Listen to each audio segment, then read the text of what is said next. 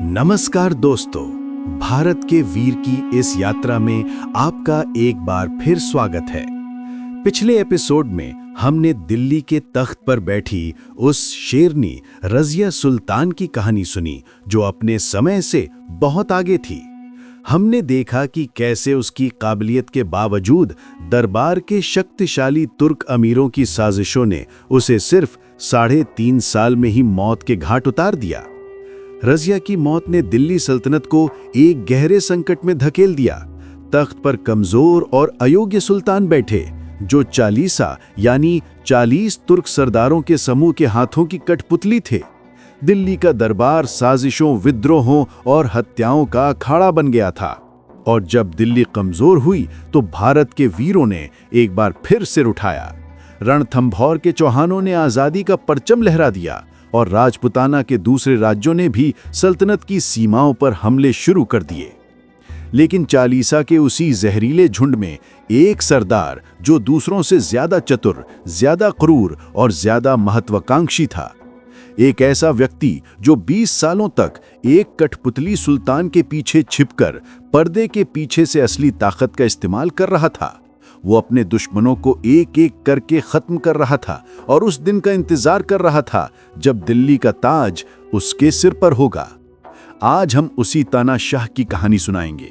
हम जानेंगे कि कैसे उसने दिल्ली के तख्त को बचाने के लिए लौह और रक्त की नीति अपनाई।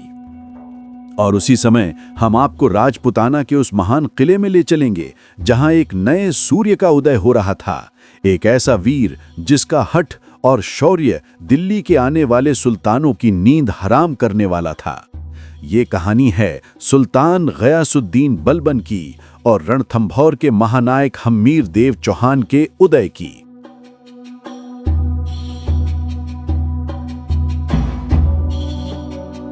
बारह 1266 ईस्वी जब गयासुद्दीन बलबन ने दिल्ली का ताज अपने सिर पर रखा तो उसने सबसे पहले उस चीज को बदला जो एक सुल्तान की असली ताकत होती है, उसका इकबाल, उसका डर। बलबन का दरबार अब वो पुराना मैखाना नहीं था जहां अमीर शराब पीते थे और रक्कासाएं नाचती थीं। ये एक कब्रिस्तान जैसी खामोशी वाला दरबार था। वहां हंसी मजाक, शराब और संगीत पर पूरी तरह पाबंदी लगा दी गई थी। बलबन ने दरबार में मुस्कुराना तक छोड़ दिया था। वो घंटों तक बिना पलक झपकाए पत्थर की मूरत की तरह सिंहासन पर बैठा रहता और उसकी आंखों से सिर्फ अंगारे बरसते थे। अपनी हैसियत को आसमान तक पहुंचाने के लिए उसने जिल्ले इलाही यानी ईश्वर की परछाई का लक़ब अपनाया। इसका संदेश साफ और खतरनाक था। सुल्तान और खुदा के बीच कोई बिचौलिया नहीं है, न कोई अमीर न कोई उलेमा। उसकी बात ही कानून थी और उसका विरोध सीधे खुदा का विरोध माना जाता था। दरबार में दहशत का ये आलम था कि बलबन ने ईरानी परंपराओं को जिंदा करते हुए सिजदा और पैबोस की रिवायत शुरू की। अब जो भी दरबार में आता उसे पहले घुटनों के बल झुककर अपना माथा जमीन पर रगड़ना पड़ता और फिर रेंगते हुए सिंहासन तक जाकर सुल्तान के पैरों को चूमना पड़ता था। जरा सोचिए, ये वही घमंडी तुर्क सरदार थे जो कल तक सुल्तानों को अपनी उंगलियों पर नचाते थे। आज वही सरदार अपनी पगड़ी और इज्जत को बलबन के जूतों की धूल में मिला रहे थे। बलबन का मकसद सिर्फ हुकूमत करना नहीं था, उसका मकसद था इन सरदारों की रूह को कुचल देना ताकि बगावत का ख्याल भी उनके जहन में ना आ सके। लेकिन बलबन एक मंझा हुआ खिलाड़ी था। वो जानता था कि डर की उम्र छोटी होती है। असली खतरा इल्तुतमिश के बनाए हुए तुर्कान चहलगानी यानी चालीसा से था। ये 40 अमीर सल्तनत के असली नासूर बन चुके थे। ये किंग मेकर थे। इन्होंने ही रज़िया को साजिशों में फंसा कर मारा था। इन्होंने ही बहराम शाह का कत्ल किया था। चूंकि बलबन खुद इसी चालीसा का हिस्सा रह चुका था, वो उनकी हर नस से वाकिफ था। वो जानता था कि सांप का फन कुचलने के लिए कहाँ चोट करनी है। उसने बरीद यानी जासूसों का एक ऐसा खौफनाक जाल बिछाया जो हवा के झोंकों की तरह दीवारों के आर पार देख सकते थे। शहर के हर कोने में, हर अमीर के घर में बलबन की आंखें मौजूद थीं। कहा जाता है कि अगर कोई अमीर अपने बेडरूम में अपनी बीवी से भी सुल्तान के खिलाफ फुसफुसाता तो अगली सुबह उसका सिर दाढ़ से अलग होकर चौराहे पर टंगा मिलता था। उसने अपनों को भी नहीं बख्शा। उसका अपना चचेरा भाई शेर खान, जो मंगोलों के खिलाफ सल्तनत की सबसे मजबूत दीवार था, उसे शक की बिना पर जहर का प्याला पिला दिया गया। बदायूं के गवर्नर मलिक बकबक ने जब एक नौकर को पीट कर मार डाला तो बलबन ने उसे सरेआम कोड़ों से पिटवाया। सुल्तान का इंसाफ इतना क्रूर था कि अवध का गवर्नर हैबत खान कोड़े खाने के बाद शर्मिंदगी से इतना भर गया कि उसने ताउम्र खुद को अपने घर की चहाड़ दीवारी में कैद कर लिया। एक एक करके चुन चुन कर बलबन ने उस पूरी पीढ़ी को शमशान पहुंचा दिया जो उसकी बराबरी करने का ख्वाब भी देख सकती थी। चालीसा अब सिर्फ इतिहास के पन्नों में दफन हो चुका था।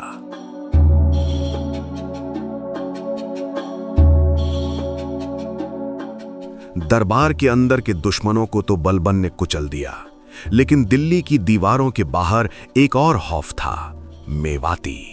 ये वो लोग थे जो दिन दहाड़े दिल्ली की सड़कों पर लोगों को लूटते थे और शाम होते ही घने जंगलों में गायब हो जाते थे। हालत ये थी कि दोपहर की नमाज के बाद दिल्ली के नागरिक अपने घरों से निकलने से डरते थे। बलबन ने फैसला किया कि अब बहुत हो चुका। उसने अपनी सेना को एक अजीब हुक्म दिया, दुश्मनों को बाद में मारना, पहले इन जंगलों को काटो। हजारों मजदूर और सैनिकों ने मिलकर दिल्ली के चारों तरफ 100 कोस तक के जंगल साफ कर दिए। जैसे ही जंगल कटे, मेवातियों के छिपने की जगहें खत्म हो गईं। इसके बाद जो हुआ वो नरसंहार था। बलबन ने चुन चुनकर 1 लाख से ज्यादा मेवातियों को मौत के घाट उतारा। उसने गोपालगिर के किले बनवाए और वहां अपने सबसे क्रूर अफगान सैनिक तैनात किए। इतिहासकार बर्नी लिखते हैं कि मेवातियों की लाशों के इतने ढेर लगा दिए गए कि उनसे बदबू आने लगी। उनकी खालों में भूसा भरकर दिल्ली के खूनी दरवाजे पर लटका दिया गया। ये बलबन का रक्त था, वो संदेश जो कह रहा था कि सुल्तान के कानून को तोड़ने की सजा सिर्फ मौत है।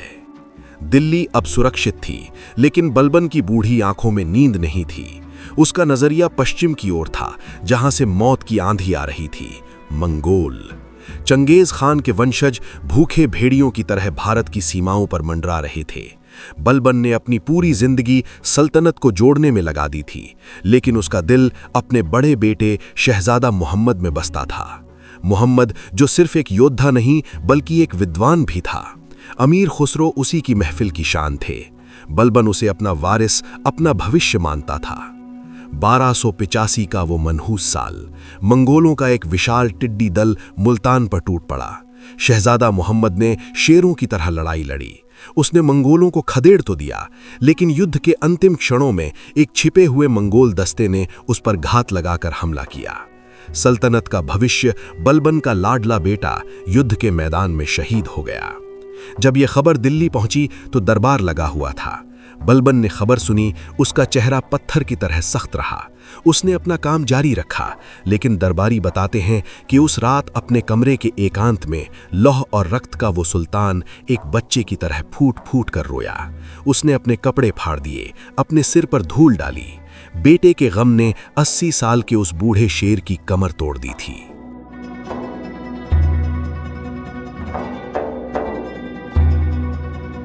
जहां एक तरफ दिल्ली में एक बूढ़ा सुल्तान अपने चिराग के बुझने का मातम मना रहा था, वहीं दूसरी तरफ राजपुताना की धरती पर एक नया सूर्य अपनी पूरी तपिश के साथ चमकने को तैयार था। रणथंभौर, चौहानों की शक्ति का केंद्र। 1282 ईस्वी में यहाँ के सिंहासन पर वो वीर बैठा जिसके लिए हठ ही उसका धर्म था, महाराजा हम्मीर देव चौहान। हम्मीर देव ने गद्दी संभालते ही देख लिया था कि दिल्ली अब कमजोर हो रही है। ये सही वक्त था अपनी सीमाओं को फैलाने का। उसने दिग्विजय का संकल्प लिया।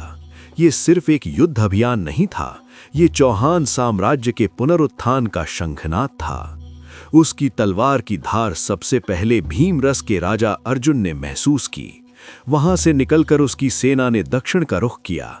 मांडलगढ़ के किले को ध्वस्त करते हुए उसने परमार राजा भोज को घुटने टेकने पर मजबूर कर दिया।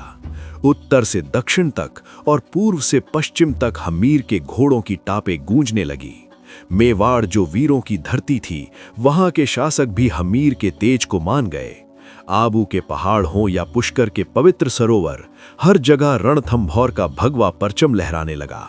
उसने 17 युद्ध लड़े और 16 में विजय की देवी ने उसके गले में वरमाला डाली। इन महान विजयों के बाद हमीर देव ने वो किया जो प्राचीन काल में चक्रवर्ती सम्राट किया करते थे। उसने कोटि यज्ञ का आयोजन किया। ये यज्ञ सिर्फ पूजा पाठ नहीं था, ये दिल्ली के सुल्तानों के मुंह पर एक तमाचा था। ये ऐलान था कि रणथंभौर अब किसी का गुलाम नहीं है। रणथंभौर एक स्वतंत्र हिंदू राष्ट्र है और हमीर देव चौहान इसका एकमात्र सम्राट है। यज्ञ के धुएं के साथ हमीर की कीर्ति आसमान छू रही थी। उसे अंदाजा भी नहीं था कि उसकी ये बढ़ती हुई ताकत बहुत जल्द दिल्ली के एक नए और खूंखार दुश्मन को दावत देने वाली थी। तो दोस्तों, आज हमने 2 समानांतर कहानियों को देखा। एक तरफ दिल्ली में सुल्तान बलबन ने क्रूरता और आतंक के बल पर दिल्ली सल्तनत को बिखरने से तो बचा लिया, लेकिन अपने बेटे की मौत के गम ने उसे अंदर से खत्म कर दिया। 1287 में बलबन की मौत के साथ ही गुलाम वंश का सूरज भी अस्त होने लगा। उसका लौह शासन अपने पीछे एक ऐसा शून्य छोड़ गया जिसे उसके कमजोर उत्तराधिकारी भर नहीं सके। और दूसरी तरफ राजपुताना में हमीर देव चौहान के रूप में एक नए सूर्य का उदय हो चुका था। उसने अपनी तलवार के दम पर एक विशाल साम्राज्य खड़ा कर लिया था और वो दिल्ली की सत्ता को सीधी चुनौती दे रहा था। दिल्ली का तख्त एक बार फिर कमजोर था और रणथंभौर में एक महानायक अपनी पूरी शक्ति के साथ खड़ा था। टकराव होना तय था। अगले एपिसोड में बलबन की मौत के बाद दिल्ली में मचे घमासान का फायदा उठाकर एक नया और पहले से कहीं ज्यादा क्रूर वंश दिल्ली के तख्त पर काबिज होगा, खिलजी वंश। हम मिलेंगे उसके पहले सुल्तान जलालुद्दीन खिलजी से। हम देखेंगे कि कैसे जलालुद्दीन खिलजी हमीर देव की बढ़ती ताकत को रोकने के लिए रणथंभौर पर हमला करता है। क्या वो उस अभेद्य किले को जीत पाएगा? और हम परिचय कराएंगे जलालुद्दीन के भतीजे और दामाद से, एक ऐसे शैतान से जिसकी भूख सिर्फ दौलत या जमीन की नहीं बल्कि पूरी दुनिया की थी। एक ऐसा नाम जो हिंदुस्तान के इतिहास में आतंक का दूसरा नाम बन गया, अलाउद्दीन खिलजी। हमीर देव के जीवन का सबसे बड़ा और अंतिम संग्राम अब शुरू होने वाला था। जानने के लिए देखिए भारत के वीर का अगला एपिसोड। अगर आप भारत के इन महानायकों की सच्ची और अनसुनी कहानियों से जुड़ना चाहते हैं तो हमारे चैनल को सब्सक्राइब करना न भूलें। धन्यवाद।